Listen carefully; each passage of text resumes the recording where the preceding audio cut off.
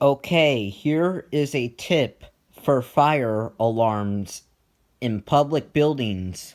Make sure that you put a tamper screw over them.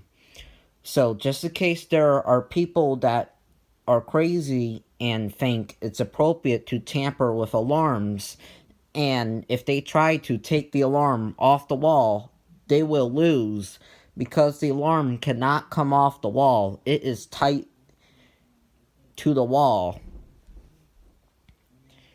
So if you try to take the alarm off the wall, good luck with that. The alarm cannot come off the wall. It is tightly screwed into the wall. That is what they should do to fire alarms in every building.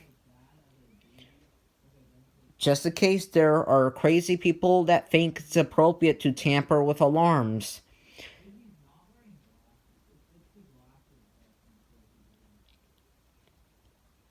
So they don't try to take the alarm off the wall.